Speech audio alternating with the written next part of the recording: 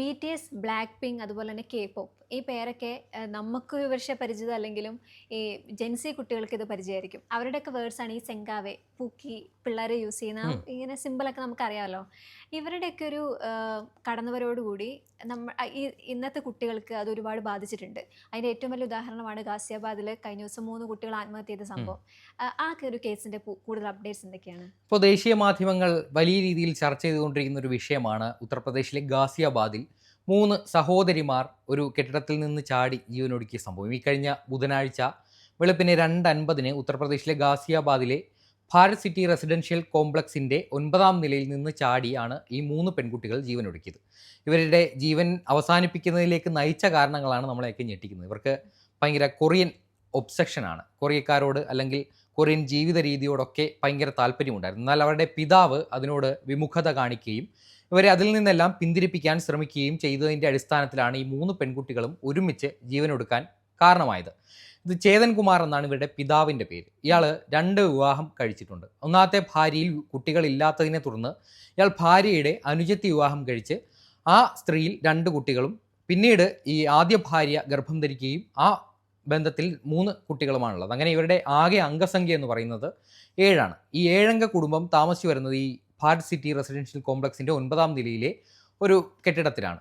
അങ്ങനെ ഇവർ താമസിച്ചു വരുന്നത്, ഇയാളൊരു ട്രേഡറാണ്. ട്രേഡ് ചെയ്താണ് ഇയാളുടെ ജോലിയാണ് ട്രേഡിങ്. അപ്പോൾ ട്രേഡ് ചെയ്ത് ഇയാൾക്കൊരു 2 കോടി രൂപയോളം ബാധ്യതയുണ്ടായിരുന്നു എന്നാണ് പറയപ്പെടുന്നത്. അങ്ങനെ കടുത്ത സാമ്പത്തിക ബാധ്യതയെ തുടർന്ന് ഇയാൾ ഈ അടുത്ത കാലത്തായി കുട്ടികളുടെ അടക്കം മൊബൈൽ ഫോണുകൾ മേടിച്ച് വിറ്റിരുന്നു. അങ്ങനെ ഒരു സംഭവം പറയുന്നുണ്ട്. അപ്പോൾ ഈ കുട്ടികളെ പറ്റി പറയുകയാണെങ്കിൽ ഇവർ 2019 കോവിഡ് പാൻഡമിക്കിന് ശേഷം ഇവർ സ്കൂളിൽ പോയിട്ടില്ല. ഇതിൽ ഇരകളാക്കപ്പെട്ട ഇരയായ പെൺകുട്ടികളുടെ പേര് വിഷിക, പ്രാചി, പാക്കി. ഇതിൽ 16, 14, 12 വയസ്സ് യഥാക്രമം പ്രായമുള്ള 3 പെൺകുട്ടികളാണ്. ഇതിലെ 3 പേരും കൊറിയൻ പേരുകൾ സ്വീകരിച്ചിട്ടുണ്ട് എന്നാണ് പറയുന്നത്. ഇവരുടെ യഥാർത്ഥ പേരുകൾ ഇങ്ങനെയാണെങ്കിലും ഇവർ കൊറിയക്കാരോടുള്ള ഭ്രമം, കൊറിയൻ ലൈഫ് സ്റ്റൈലിനോടുള്ള ഭ്രമം മൂലം ഇവർ 3 പേരും 3 വ്യത്യസ്തമായ കൊറിയൻ പേരുകൾ സ്വീകരിച്ചിരുന്നു. ഇവർ വീട്ടിലൊക്കെ പരസ്പരം വിളിക്കുന്നത് ഈ കൊറിയൻ പേരാണ്. അത് മറിയ, അലൈസ, സിൻഡി എന്നീ 3 പേരുകളാണ് പെൺകുട്ടികൾ സ്വീകരിച്ചു വന്നിരുന്നത്. അപ്പോൾ ഇതിലേക്ക് വരുന്നത്, പഠിക്കാൻ അത്ര മിടുക്കൊന്നും ഇല്ലാതിരുന്ന ഈ കുട്ടികളെ ഈ കോവിഡിന് ശേഷം ഈ പിതാവായ ചേതൻ കുമാർ സ്കൂളിലേക്കൊന്നും അയച്ചിരുന്നില്ല. ഇവർ വീട്ടിലിരുന്ന് പിതാവിൻ്റെ ഫോണായിരുന്നു ഇവരുടെ ലോകം. ഈ ഫോണിൽ കാണുന്ന കൊറിയൻ ലോകം എന്ന് പറഞ്ഞാൽ K-പോപ്പ്, അതുപോലെ തന്നെ കൊറിയൻ സിനിമകൾ, അതുപോലെ തന്നെ കൊറിയൻ വസ്തുക്കളോടുള്ള ഭ്രമം, അങ്ങനെ ഈ ഫോണിൽ കാണുന്ന കൊറിയൻ ലോകത്താണ് ഈ പെൺകുട്ടികളൊക്കെ ജീവിച്ചിരുന്നത്. അങ്ങനെ ഈ അടുത്തിടെ ഇതിൽ ഒരു താല്പര്യക്കുറവുണ്ടായിരുന്ന പിതാവ്, ഇവരുടെ മുന്നോട്ട് പോക്ക് ശരിയായ ദിശയിലല്ല എന്ന് ബോധ്യപ്പെട്ട ഈ പിതാവ് ഈ പെൺകുട്ടികളുടെ മൂത്ത 2 പെൺകുട്ടികളുടെ കയ്യിലാണ് ഫോൺ ഉണ്ടായിരുന്നത്. 12 വയസ്സുകാരിയുടെ കയ്യിൽ ഫോൺ ഉണ്ടായിരുന്നില്ല. ഈ 2 പെൺകുട്ടികളുടെയും ഫോൺ വാങ്ങി ഇദ്ദേഹം വിറ്റു. ഒരു പക്ഷേ സാമ്പത്തിക പ്രതിസന്ധി മൂലം വൈദ്യുതി ബില്ല് അടയ്ക്കാനൊക്കെയാണെന്നാണ് പറയപ്പെടുന്നത്. അപ്പോൾ ഇങ്ങനെ വിറ്റതിന് ശേഷം ഈ പെൺകുട്ടികൾ കടുത്ത നിരാശയിലായിരുന്നു. ഇവർക്ക് പുറം ലോകത്തേക്കുള്ള, അതായത് കൊറിയയിലേക്കുള്ള ആ ഏക ആക്സസ് ആയിരുന്നു ഇവരുടെ കയ്യിലുണ്ടായിരുന്ന മൊബൈൽ ഫോൺ. ഇത് പിതാവ് വിറ്റതോടെ ഇവരാകെ ആ വീട്ടിൽ ഒറ്റപ്പെട്ടു. അങ്ങനെ ഈ 3 പേരും കൂടി ഒരുമിച്ച് ജീവനൊടുക്കാം. ഇവരുടെ ഡയറി കുറിപ്പ്, ഒരു 8 പേജുള്ള ആത്മഹത്യാക്കുറിപ്പ് പോലീസ് കണ്ടെടുത്തിട്ടുണ്ട്. അതിൽ പറയുന്നത്, ഞങ്ങൾക്ക് കൊറിയയെ അതീവ ഇഷ്ടമാണ്, ഞങ്ങൾക്കത് ഉപേക്ഷിക്കാൻ കഴിയില്ല, സോറി പപ്പ എന്നൊക്കെയാണ് 8 പേജോളം നീളം വരുന്ന ഒരു ഡയറിയിലെ ആത്മഹത്യാക്കുറിപ്പുകൾ. അതിൽ എഴുതിയിരിക്കുന്ന പല വാചകങ്ങളും ഇംഗ്ലീഷാണ്, പക്ഷേ അതെല്ലാം തെറ്റാണ്. കാരണം സ്കൂളിൽ 2 കൊല്ലമായിട്ട് പോയിട്ടില്ല, സ്കൂൾ വിദ്യാഭ്യാസം വഴിക്ക് കൊണ്ടുപോകാൻ അവർക്ക് സാധിച്ചിട്ടില്ല. അങ്ങനെ കടുത്ത കൊറിയൻ സ്നേഹമാണ് ഈ പെൺകുട്ടികളുടെ മരണത്തിലേക്ക് കലാശിച്ചതെന്നാണ് പറയപ്പെടുന്നത്. നമ്മുടെ ഈ K-പോപ്പ്, അതുപോലെ തന്നെ BTS, അങ്ങനെ കൊറിയൻ പോപ്പ് ഇൻഡസ്ട്രി എന്ന് പറയുന്ന ലോകമെമ്പാടും ആരാധകരുള്ള ഒരു വലിയ ശൃംഖലയാണ്. ഇവിടെ 6 പേരാണെന്ന് തോന്നുന്നു BTSലെ അംഗങ്ങൾ. അപ്പോൾ കൊറിയയിൽ ഈ നിർബന്ധിത സൈനിക സേവനമുണ്ട്. അപ്പോൾ 2016 ഈ ബാൻഡ് ഫോം ചെയ്യുന്നത്. അതിനുശേഷം 2022 ഈ ബാൻഡിലെ അംഗങ്ങൾക്കും ഈ നിർബന്ധിത സൈനിക സേവനം എന്ന കടമ്പ കടക്കേണ്ടതായിട്ട് വരുന്നു. അങ്ങനെ ഇവരൊക്കെ സൈനിക സേവനത്തിനായിട്ട് പോയതോടെയാണ് ഈ ബാൻഡ് നിർജീവമായി പോകുന്നത്. അങ്ങനെ പിന്നീട് അവരെല്ലാവരും സൈനിക സേവനം പൂർത്തിയാക്കി തിരിച്ചു വരുന്നു. ഇപ്പോൾ വീണ്ടും BTS സജീവമായിട്ട് അവരുടെ സ്റ്റേജ് പരിപാടികളൊക്കെ ആയിട്ട്, കൺസെർട്ടുകളൊക്കെ ആയിട്ട് മുന്നോട്ട് പോകാനായിട്ട് ആലോചിച്ചുകൊണ്ടിരിക്കുന്നു. ഇപ്പോൾ ഇന്ത്യയിലേക്കും BTS വരുമെന്നാണ് പറയപ്പെടുന്നത്. അപ്പോൾ അതിനോട് തന്നെ സാമൂഹിക മാധ്യമങ്ങളിലൊക്കെ വലിയ രീതിയിലുള്ള ആരാധക പിന്തുണയാണ്. ഇന്ത്യയും മറ്റ് രാജ്യങ്ങൾ, ഇപ്പോൾ റഷ്യ, ലോകമെമ്പാടുമുള്ള രാജ്യങ്ങളിൽ ഈ K-പോപ്പിന് ആരാധകരുണ്ട്, പ്രത്യേകിച്ച് BTSന്. ഇതിലെ പ്രധാന ചതി എന്ന് പറഞ്ഞാൽ, ഇത്തരത്തിൽ ഇൻ്റർനെറ്റിൻ്റെ ഡാർക്ക് വെബുകളിൽ കാണുന്ന പല ഗെയിമുകൾ ഇപ്പം ഈ പെൺകുട്ടികളുടെ മരണത്തിന് കാരണമായി എന്ന് പറയുന്നത് ഒരു ലവ് ഗെയിം ഇതിന് പിന്നിലുണ്ട് എന്ന് പറയപ്പെടുന്നുണ്ട്. ഇപ്പോൾ 2013 ബ്ലൂ വെയിൽ എന്ന് പറയുന്ന ഒരു ഗെയിം നമുക്കൊക്കെ സുപരിചിതമാണ്. കാരണം ഫിലിപ്പ് ബുഡൈക്കിൻ എന്ന് പറയുന്ന ഒരു റഷ്യക്കാരൻ, 21 വയസ്സുകാരനായ റഷ്യക്കാരൻ കണ്ടുപിടിച്ചൊരു ഗെയിം. ഈ ഗെയിം ചെറിയ ചെറിയ ടാസ്കുകളാണ്, 50 ദിവസത്തോളം നീണ്ടു നിൽക്കുന്ന ടാസ്കുകൾ. ചിലപ്പോൾ ലഘുവായിട്ടുള്ള ചില ടാസ്കുകളായിരിക്കും. അത് കഴിഞ്ഞാൽ ഇവർക്കൊരു ആർട്ടിഫിഷ്യൽ ആയിട്ടുള്ള ഒരു പാർട്ട്ണറെ കിട്ടുന്നു.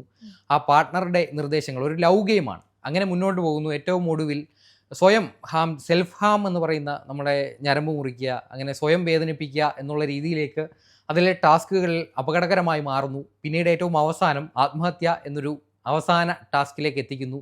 ഇതിലേക്ക് ഈ കുട്ടികളെ വലിച്ചിടുന്നു. ഇതാണ് ഈ ബ്ലൂ വെയിലിൽ സംഭവിച്ചത്. അതുപോലെ തന്നെ പല ഗെയിമുകളും, കൊറിയൻ ഗെയിമുകളാണ് ഇതിൽ ഏറ്റവും കൂടുതലുണ്ട് എന്ന് പറയപ്പെടുന്നത്.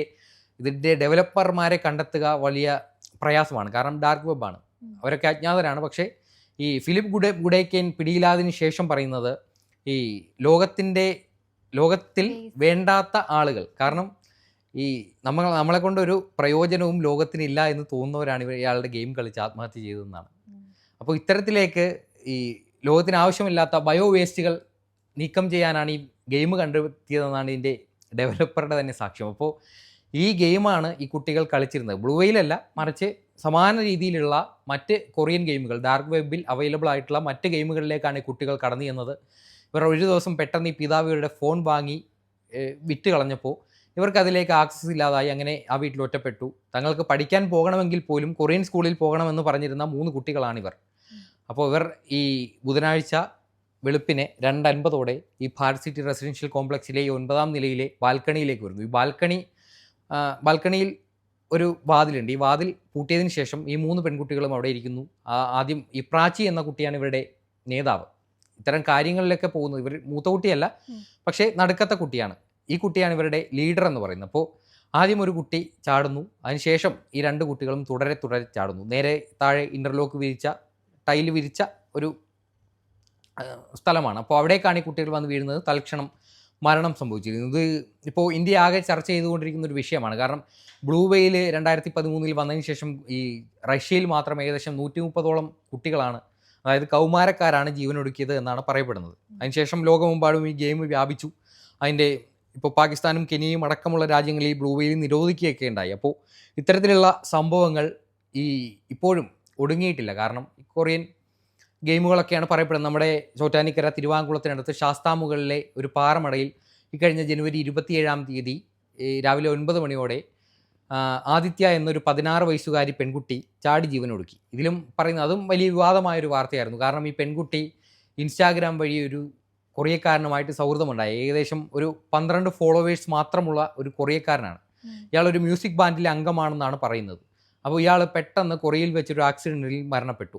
ഇയാളുടെ മരണവേദന താങ്ങാനായില്ല, അതുകൊണ്ട് താൻ ജീവൻ എടുക്കുന്നു എന്ന് പറഞ്ഞാണ് ഈ ആദിത്യ തിരുവാങ്കുളത്തെ ഈ പാറമടയിൽ ചാടി ജീവനൊടുക്കി. അതിന് മുൻപ് 2022 ഏകദേശം സമാന രീതിയിൽ തന്നെ തിരുവനന്തപുരത്ത് ഒരു പെൺകുട്ടി ഈ ആത്മഹത്യ ചെയ്തിരുന്നു. ഇതിലൊക്കെ പറയപ്പെടുന്നത് ഇത്തരത്തിലുള്ള ഒബ്സഷനാണ്. നമ്മുടെ കുട്ടികളുടെ മൊബൈൽ ഫോൺ എന്ന് പറയുന്ന ഒരു ഘടകത്തിലേക്ക് നമ്മൾ തീർച്ചയായിട്ടും എത്തി നോക്കണം. അത് എന്ത് പ്രൈവസി ആണെന്ന് പറഞ്ഞാലും 18 വയസ്സ് കഴിഞ്ഞാലാണ് ഒരാൾക്ക് പ്രൈവസി ആകുക. ഇവർ പഠിക്കുന്ന കാലഘട്ടത്തിൽ ഇപ്പോൾ ഓൺലൈൻ ക്ലാസ്സിൻ്റെ കാലമൊക്കെ കഴിഞ്ഞു, എന്നാലും പൂർണ്ണ തോതിൽ ക്ലാസ് മുറികളിലേക്ക് അധ്യയനം എത്തിയിട്ടില്ല എങ്കിൽ ഇപ്പോൾ ഓൺലൈൻ ക്ലാസ്സുകൾ വാട്സാപ്പ് വഴിയൊക്കെയാണ് നടക്കുന്നതെന്ന് പറഞ്ഞാൽ പോലും നമ്മുടെ കുട്ടികൾ എന്ത് ചെയ്യുന്നു? ഇപ്പോൾ ഗൂഗിൾ പ്ലേ സ്റ്റോറിലൊക്കെ പ്ലേ പ്രൊട്ടക്റ്റ് അടക്കമുള്ള നൂതനമായിട്ടുള്ള സാങ്കേതിക വിദ്യകളുണ്ട്. അപ്പോൾ അതിലൂടെ കുട്ടികൾ എന്താണ് ഫോണിൽ ചെയ്യുന്നതെന്ന് മോണിറ്റർ ചെയ്യുക ഒരു പരിധി വരെ.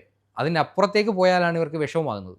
ഇപ്പോൾ നമ്മൾ സ്ഥിരമായിട്ട് സോഷ്യൽ മീഡിയ അല്ലെങ്കിൽ സാങ്കേതിക വിദ്യകൾ ഉപയോഗിക്കുന്ന ഒരു കുട്ടി, ആ കുട്ടിയോട് പെട്ടെന്നൊരു ദിവസം ചെന്നൊരു മാതാവിനോ പിതാവിനോ ചെന്നിട്ട് ആ ഫോൺ ഉപേക്ഷിക്കൂ എന്ന് പറഞ്ഞാൽ ആ കുട്ടി നമ്മൾ എങ്ങനെയായിരിക്കും പ്രതികരിക്കുന്നതെന്ന് പറയാൻ പറ്റില്ല. അപ്പോൾ ഇത്തരത്തിലുള്ള ധാരാളം സംഭവങ്ങൾ ലോകത്തെമ്പാടും നടക്കുന്നുണ്ട്. അതിലേറ്റവും ഒടുവിലത്തെ ഉദാഹരണമാണ് ഉത്തർപ്രദേശിലെ ഗാസിയാബാദിൽ 3 സഹോദരിമാരുടെ മരണത്തിലേക്ക് നയിച്ച ഈ ഒരു കാരണം. എന്തായാലും കൂടുതൽ അന്വേഷണങ്ങൾ നടക്കുകയാണ്. ഇവരുടെ പിതാവ് ഇവരുടെ കയ്യിൽ നിന്ന് വാങ്ങി മറിച്ച് വിറ്റ ഫോണിൽ എന്താണുള്ളത്, ഇതിലെ രഹസ്യങ്ങൾ IMEI നമ്പർ എടുത്തിട്ടുണ്ട്. അപ്പോൾ ഈ IMEI നമ്പർ കേന്ദ്രീകരിച്ചിട്ടുള്ള അന്വേഷണത്തിൽ ഈ ഫോൺ കണ്ടെത്തുന്നതോടെ ഇതിലെ എന്ത് ഗെയിമാണ് ഇവർ കളിച്ചിരുന്നത്, അതിലെ ടാസ്കുകൾ എന്തെല്ലാമാണെന്ന് പോലീസ് അന്വേഷണം നടക്കുകയാണ്. അതിനുശേഷമാണ് കൂടുതൽ കാര്യങ്ങൾ പുറത്തേക്ക് വരികയുള്ളൂ.